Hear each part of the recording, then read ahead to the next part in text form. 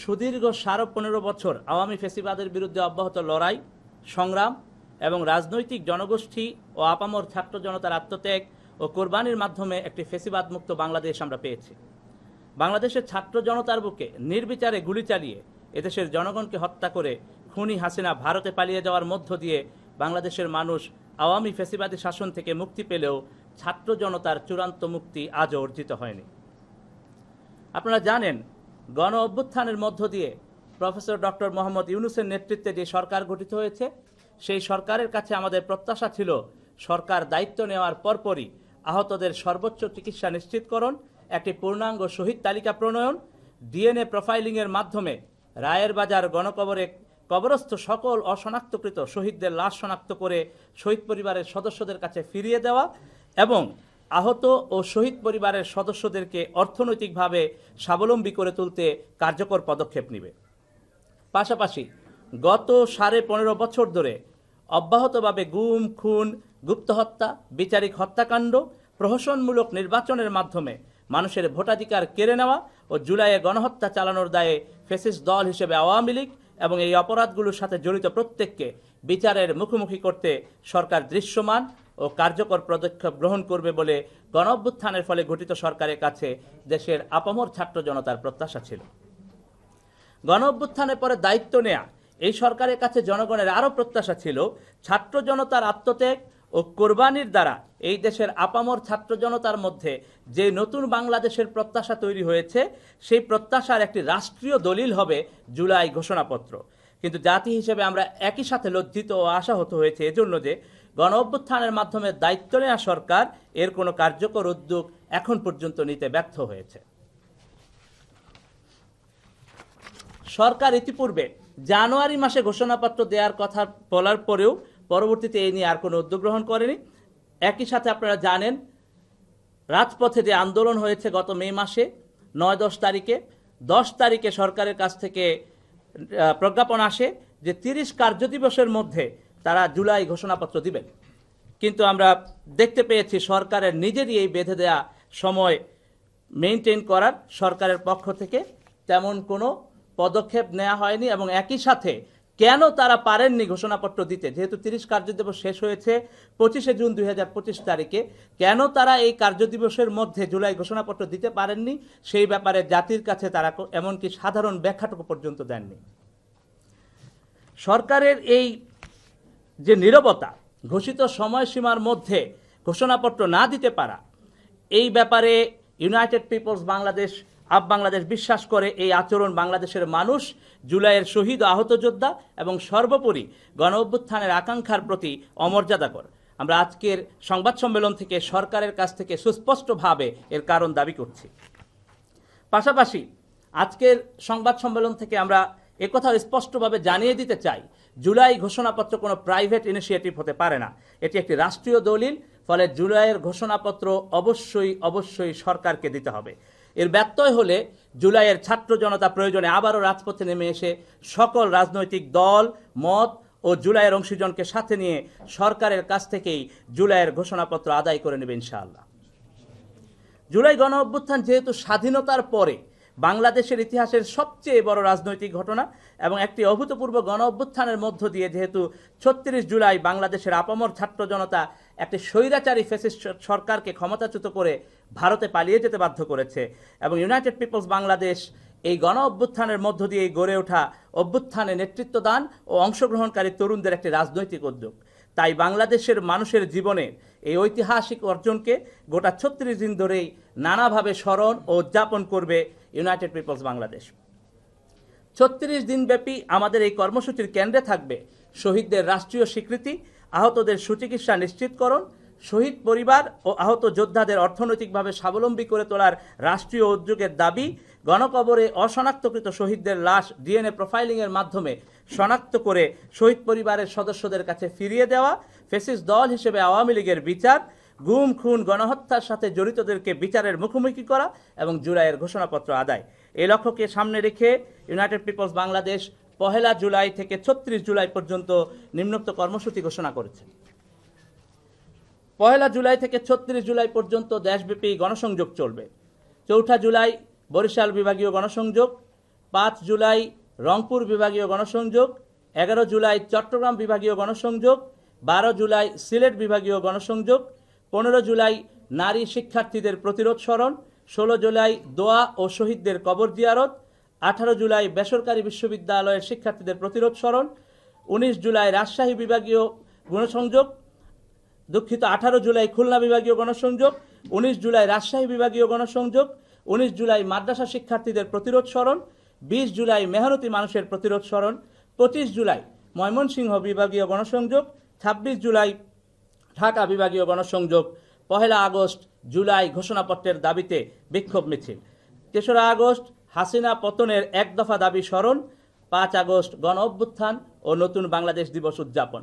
এছাড়াও জুলাই ঘোষণাপত্রের দাবিতে সকল রাজনৈতিক দলের সাথে সৌজন্য সাক্ষাৎ ও সংলাপের আয়োজন করবে ইউনাইটেড পিপলস বাংলাদেশ। পাশাপাশি আপ বাংলাদেশ সারা দেশে সাধারণ সমর্থক বৃদ্ধি কার্যক্রম পরিচালনা করবে ইনশাআল্লাহ। ইউনাইটেড পিপলস বাংলাদেশ বিশ্বাস করে গণ অভ্যুত্থানের ফলে গঠিত সরকার এই দেশের জনগণের পালস বুঝতে সক্ষম হবে এবং জুলাইয়ের আকাঙ্ক্ষা বাস্তবায়নের প্রাথমিক রাষ্ট্রীয় দলিল জুলাই ঘোষণাপত্র দিতে আর কোনো সময় ক্ষেপণ করার ভুল করবে না। জুলাই আমার, জুলাই আপনার, জুলাই বাংলাদেশের আপমর ছাত্র জনতার, জুলাই সবার। আগামী দিনের বাংলাদেশের রাজনীতি ও নতুন বাংলাদেশ নির্মিত হবে বাংলাদেশের আপমর ছাত্র জনতার জুলাইয়ের এই গৌরবোজ্জ্বল লড়াইয়ের ফলে যে আত্মত্যাগ এবং কোরবানি তাকে সামনে রেখেই জুলাইয়ের আকাঙ্ক্ষার বাস্তবায়নই হবে আগামীর বাংলাদেশের রাজনীতি।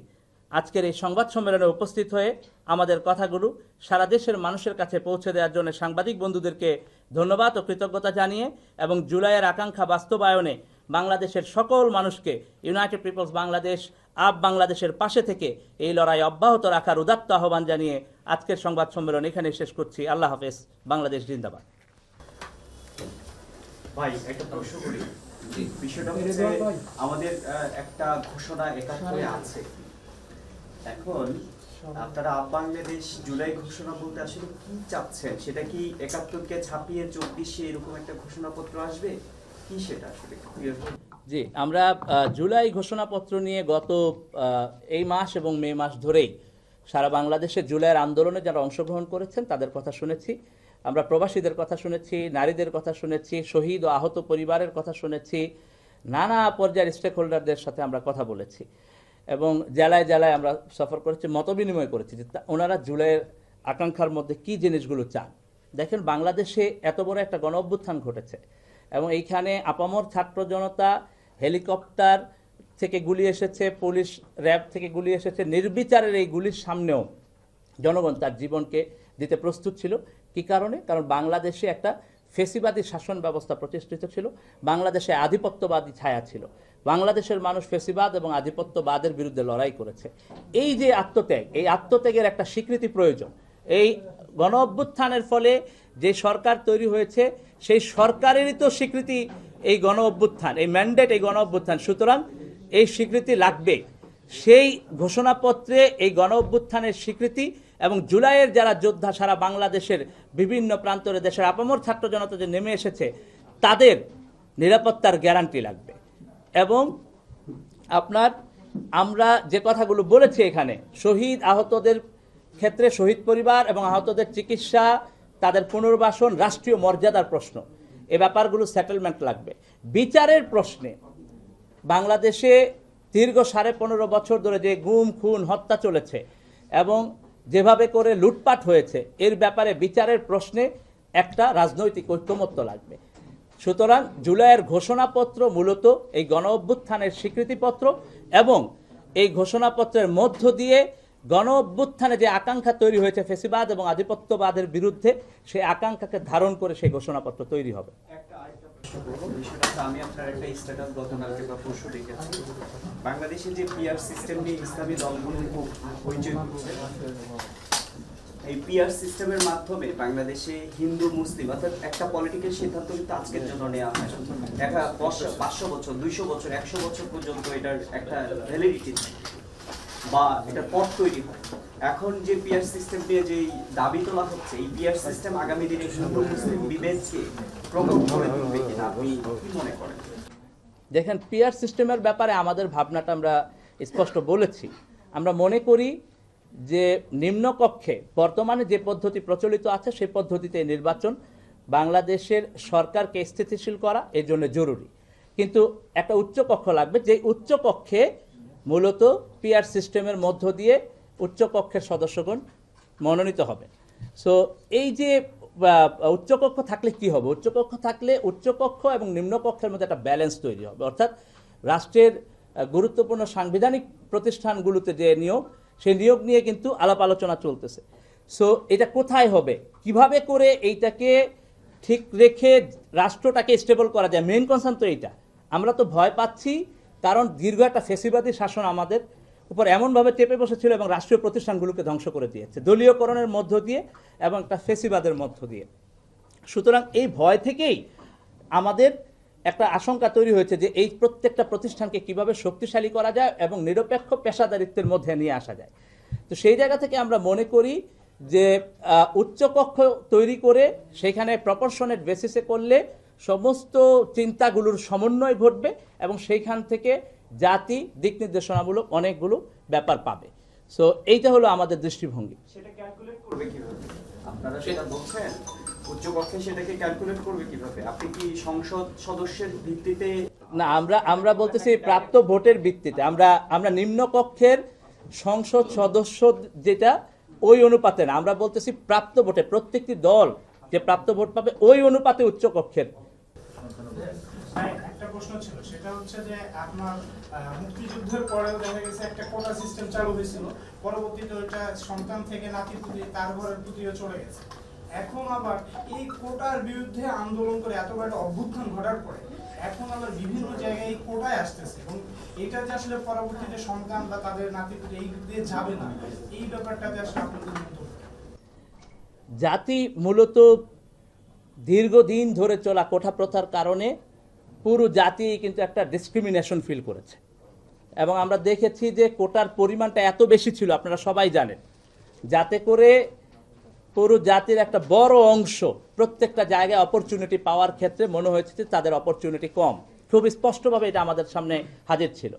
সো আমরা মনে করি যে যে সমস্ত শহীদ পরিবার এবং আহত যাদের যে বাস্তবতা, সেই বাস্তবতা অনুযায়ী সরকারের পক্ষ থেকে নানা ধরনের সহযোগিতা, চিকিৎসা পুনর্বাসনের প্রশ্ন আগে সমাধান করা দরকার। তারপরে বিভিন্ন সুবিধাদি দেওয়ার ক্ষেত্রে আমি মনে করি যে আমরা যে আন্দোলনটা করেছি এই আন্দোলনটা আমরা করেছি হলো এই বৈষম্যের বিরুদ্ধেই। সুতরাং আমরা প্রথমত যদি শহীদ এবং আহতদের স্বীকৃতি এবং তাদের মর্যাদার প্রশ্ন এবং পুনর্বাসন চিকিৎসার প্রশ্ন ডিল করতে পারতাম, তাহলে আজকে কিন্তু এই প্রশ্নটা আমাদের সামনে আসতো না। সো আমি মনে করি যে আগে আমাদেরকে ওই জায়গাটা ডিল করতে হবে, যে পুনর্বাসন চিকিৎসা এই প্রশ্নগুলো ডিল করতে হবে। এবং আমরা মনে করি যে সন্তান নাতিপুতির যে কোটা ব্যবস্থা, এই কোটা ব্যবস্থা জাতির জন্য ভালো না। আমরা এই কোটা ব্যবস্থাকে মনে করব যে এর মধ্য দিয়ে আবারও বৈষম্যের ধারা তৈরি হতে পারে। পরবর্তী কয়েকটা দল হয়েছে, এনসিপি আপনি জানেন আছে, এনসিপি থাকা সত্ত্বেও বাংলাদেশ প্রতিষ্ঠা বা এনসিপির সাথে আপনাদের পার্থক্য? আমরা এটা বারবার বলেছি যে গণ অভ্যুত্থানের আকাঙ্ক্ষাকে ধারণ করে আমরা কিছু প্র্যাকটিস তৈরি করতে চাই। সেই প্র্যাকটিসগুলো আমরা কাজের মধ্য দিয়ে প্রমাণ করতে চাই। প্রথমত আমরা আমাদের জবাবদিহিতা, দলের মধ্যকার জবাবদিহিতা নিশ্চিত করতে চাই, যেটার জন্য আমরা দলে ইন্টারনালি কাজ করছি, গঠনতন্ত্র প্রণয়ন করা থেকে শুরু করে দলের ভেতরকার যে গণতান্ত্রিক চর্চা। দ্বিতীয়ত আমরা বলেছি যে আমাদের অর্থনৈতিক স্বচ্ছতা, যে কারণে আমরা ইতিমধ্যেই আপনারা দেখেছেন যে আমরা মার্চ মাসের 16 তারিখ থেকে শুরু করে মে মাস পর্যন্ত আমরা একটা ফাইন্যান্সিয়াল স্টেটমেন্ট দিয়েছি যে আমাদের আয় ব্যয়ের খতিয়ান, যেটা জাতির সামনে প্রকাশ করা হয়েছে। প্রতি 3 মাস অন্তর অন্তর আমরা আমাদের ফাইন্যান্সিয়াল স্টেটমেন্টগুলো প্রকাশ করব জাতির সামনে। আমরা অর্থনৈতিক ইনশাআল্লাহ অর্থনৈতিক এই সততার জায়গাটা আমরা জাতির সামনে উদাহরণ হিসেবে তৈরি করতে চাই। এবং একই সাথে আমরা মনে করি যে গণ অভ্যুত্থানের আকাঙ্ক্ষার আলোকে নির্বাচনের দিকে ফোকাস না করে গণ অভ্যুত্থানের রাজনীতির দিকে ফোকাস করা প্রয়োজন প্রথমত। কারণ গণ অভ্যুত্থানের রাজনীতি হলো গণ অভ্যুত্থানের ফলে যে যে আকাঙ্ক্ষাগুলো তৈরি হয়েছে সেই আকাঙ্ক্ষাগুলো আগে মিট আপ করা, অর্থাৎ বাংলাদেশের জাতির মধ্যে আপনার ন্যায্য সংস্কার, নাগরিক অধিকার, জাতীয় স্বার্থ, এই প্রশ্নগুলোর ক্ষেত্রে জাতীয় ঐক্যমত্য প্রয়োজন। একই সাথে আমরা স্পষ্টভাবে বলেছি, শহীদ আহতদের কথা বলেছি, বিচারের কথা বলেছি, এই প্রত্যেকটা বিষয় সেটেল হওয়া প্রয়োজন। সেই জন্যে আপ বাংলাদেশ দৃঢ়ভাবে কাজ করবে, এই ফোকাসে কাজ করবে। এবং বাংলাদেশ রাষ্ট্রে যদি কোনো দল কিংবা বর্তমান সরকার এই আকাঙ্ক্ষার সাথে সাযুজ্যপূর্ণ কাজ করতে না পারেন, তাহলে ছাত্র জনতাকে সাথে নিয়ে আপ বাংলাদেশ মাঠের কর্মসূচি, কঠোর কর্মসূচি দিতে বাধ্য হবে।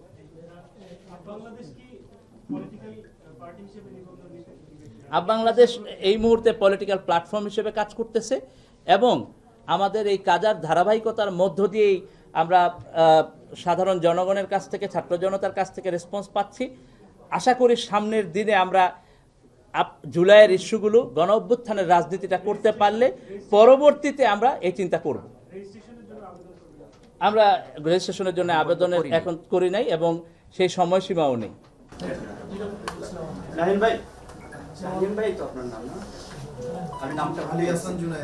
জুনায়েদ ভাই, সরি। বিষয়টা হচ্ছে সম্প্রতি আমরা দেখেছি যে উমামা ফাতেমা বৈষম্য বিরোধী ছাত্র আন্দোলন থেকে পদত্যাগ করেছে এবং পদত্যাগ করেই তিনি খানকাওয়ার নিয়ে উনি বেশ কিছু অভিযোগও করেছেন। যে অভিযোগগুলো বাংলাদেশের মানুষের মধ্যে এক ধরনের হতাশা, জুলাই বিপ্লবে যারা নেতৃত্ব দিয়েছে তাদের প্রতি মানুষের এক ধরনের এক্সপেকটেশন ছিল। সেই এক্সপেকটেশনের জায়গা থেকে এত বড় সমালোচনা বিভিন্নভাবে, এবং ওই স্টেক হোল্ডার হিসেবে এখনো এনসিপিতে মেজরিটি। এই এনসিপি নিয়ে আপনার মূল্যায়ন কি, বা যারা জুলাই আন্দোলনের নেতৃত্ব দিয়েছে, আমরা একটা ভাগ হয়ে কিন্তু বেরিয়ে চলে আসছেন, আপনারা আলাদা দল করেছেন, যারা এখন এনসিপি বা জুলাই আন্দোলনের বড় স্টেক হোল্ডার, তাদের কর্মকাণ্ড নিয়ে আপনাদের মূল্যায়ন? দেখেন, এখানে আমাদের কথা হলো যে জুলাইয়ের গণ অভ্যুত্থানের যারা নেতৃত্বে ছিলেন তাদের ব্যাপারে মানুষ কি দেখতে চান, তাদেরকে মানুষ নেতৃত্বে দেখতে চান, যেমন এমনকি তাদের সাথে সততার ব্যাপারটাও দেখতে চান। আমি মনে করি যে সততার প্রশ্ন ডিল করতে ব্যর্থ হয়েছে এবং সেইখানে নানা ধরনের প্রশ্ন স্থানীয় পর্যায়ে এবং কেন্দ্রীয় পর্যায়ে আপনারাও শুনেছেন, নানা ধরনের দুর্নীতির কথা, চাঁদাবাজির কথা এবং এই ধরনের কথা আমাদের সবার কাছে নানাভাবেই এসেছে, আমরা দেখেছি। তো এই জায়গাগুলো থেকে আমরা মনে করি যে পুরো বাংলাদেশের জনগণের মধ্যেই একটা হতাশা, একটা ক্ষোভও কিন্তু তৈরি হয়েছে। সেইখানেই আমরা মনে করি যে আপ বাংলাদেশ তার স্বচ্ছতা ধরে রেখে কাজ করে যাবে।